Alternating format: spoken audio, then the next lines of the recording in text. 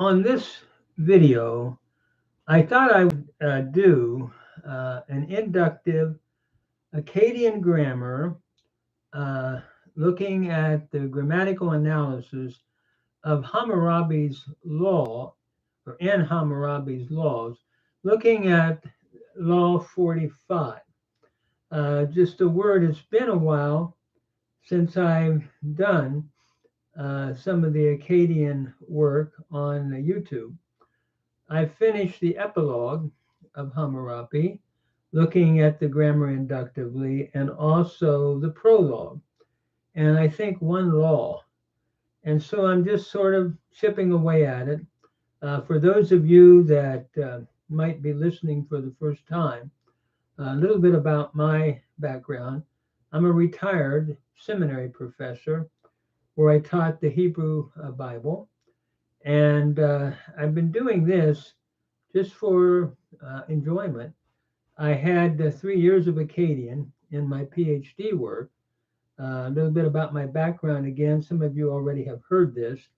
I did my doctorate of theology at Dallas Seminary, and then later my Master of Arts at the Dropsy College, and then finally my PhD at New York University.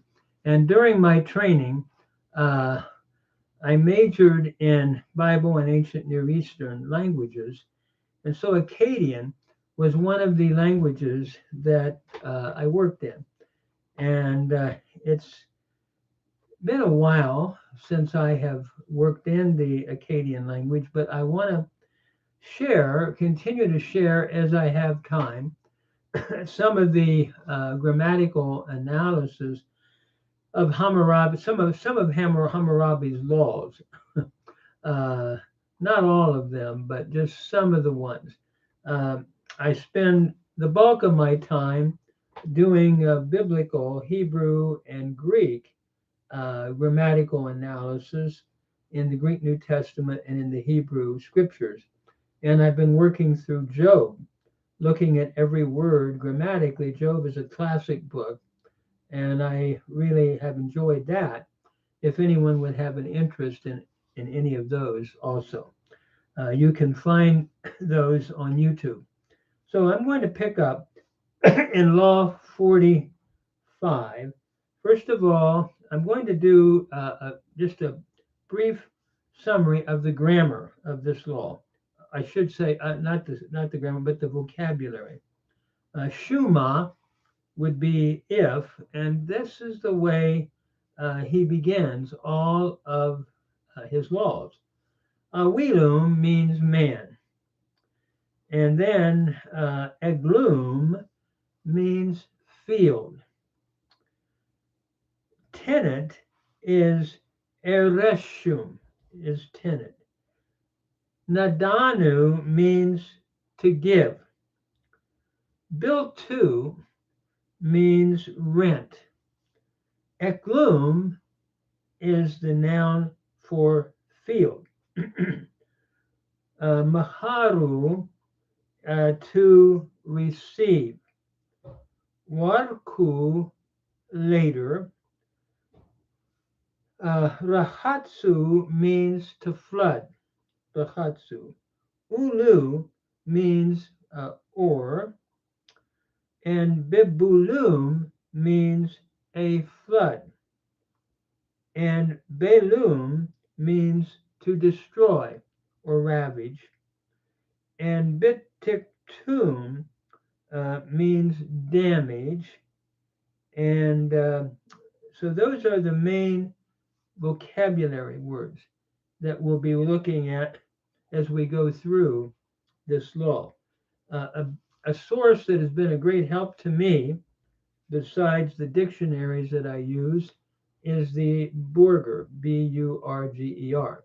And those of you that have listened to other videos we've done, I have mentioned Burger many times. He has done a wonderful job in working through a number of Akkadian texts.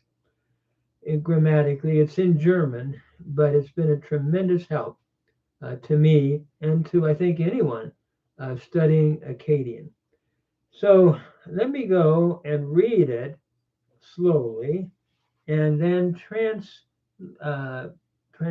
normalize it. I've used Borger in terms of his transliteration, as I've said in previous videos, and also I do my own normalization. So we begin with Shuma Awilum, and I'm following the numbering of Borger. Yes, that is like line 35.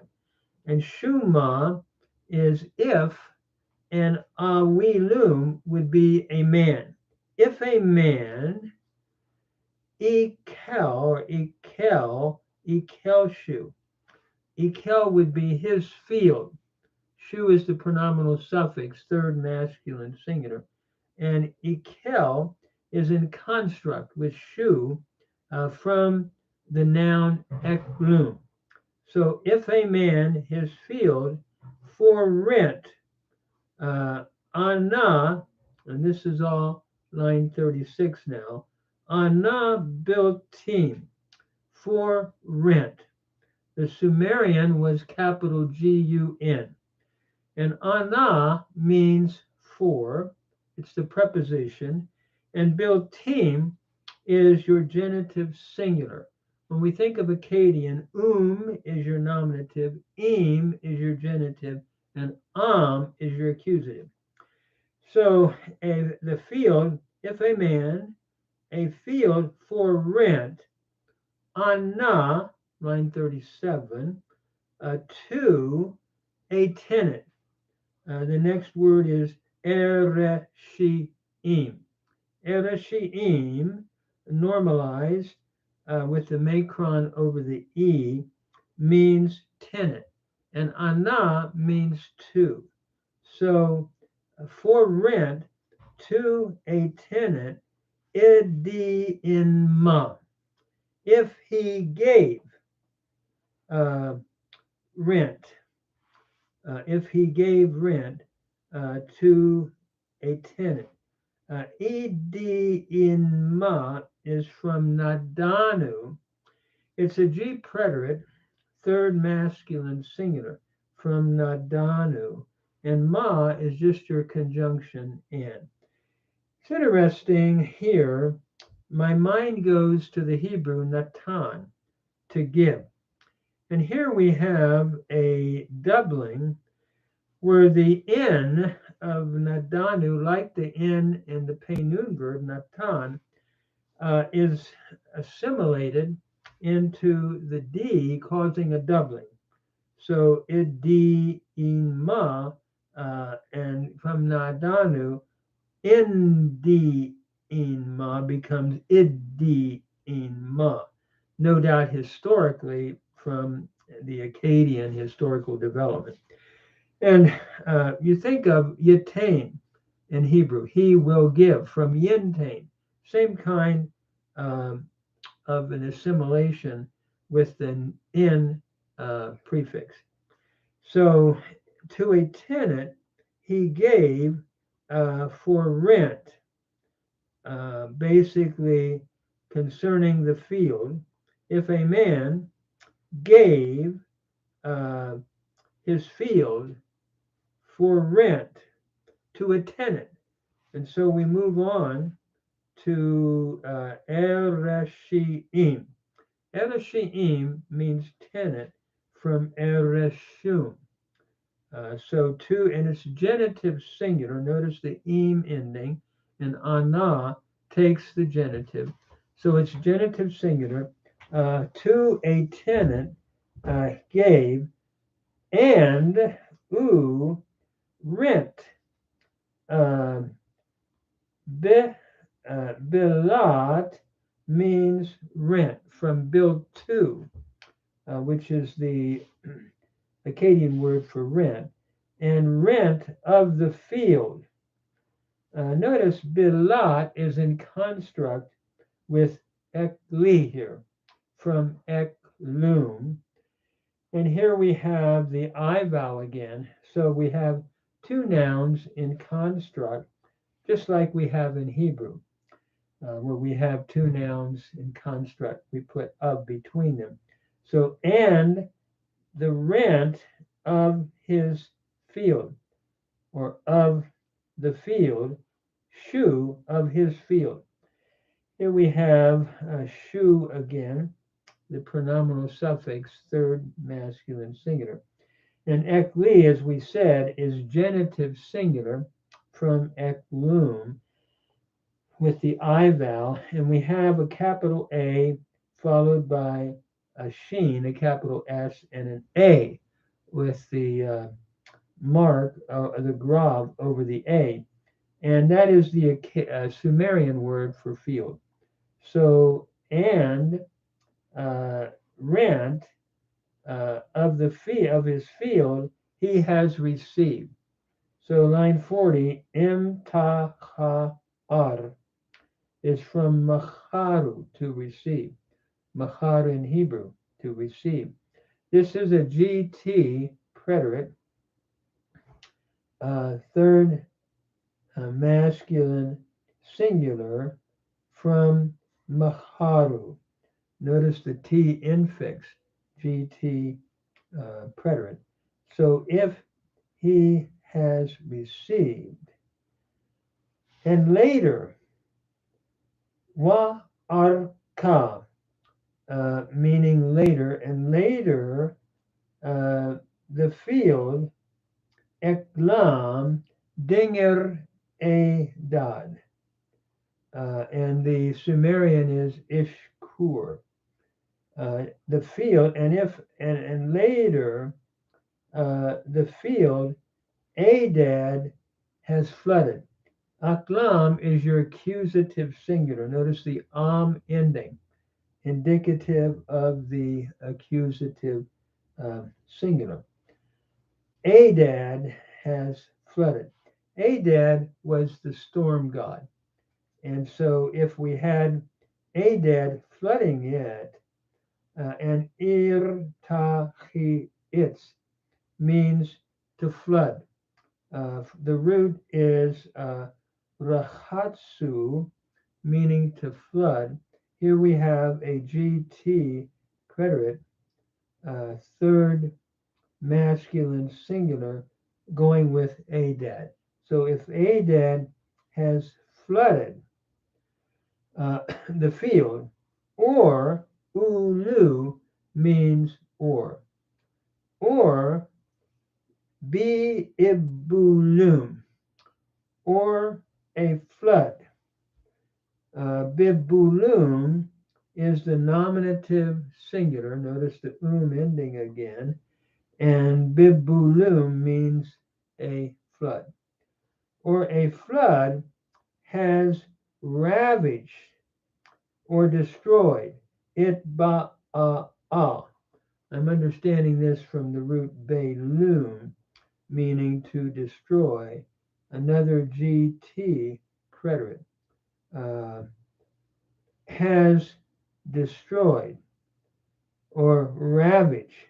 So if Adad has done it, and then or a flood, bt iktum, the damage.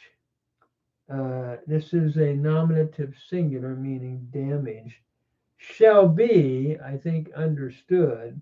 Shah Shima shall be of the tenant. In other words, the damage will, the tenant will be responsible. Shah is the relative pronoun of, and it will often take the genitive case. And so Erishima from Erishima,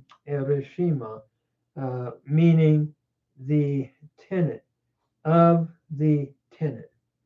And so what is happening here, the damage, the tenant is responsible, even though it was an accident. I mean, nothing, the tenant was not guilty, but he's responsible for the damage, no doubt paying for the damage.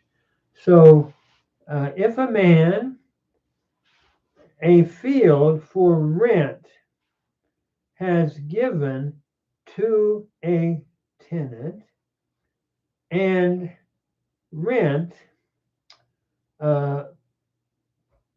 he has received, or the field, his field, he has received rent, and later Adad flooded the field, or a flood has ravaged or destroyed the field,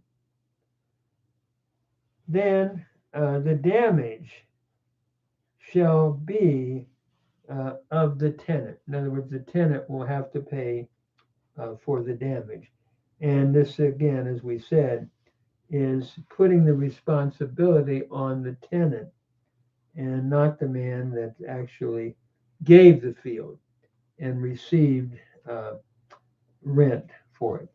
So I'm going to stop there. I did this tonight while we were watching a football game. So the one form I want to check on would be itbal.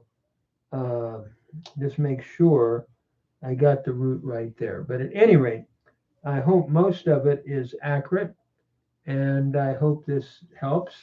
If anyone's following along, you might want to follow along in, of course, the normalization, and then go to the Akkadian script itself and follow along. So at any rate, I'm going to stop there, and I'll try to do more as I have the time. It's sort of like a hobby.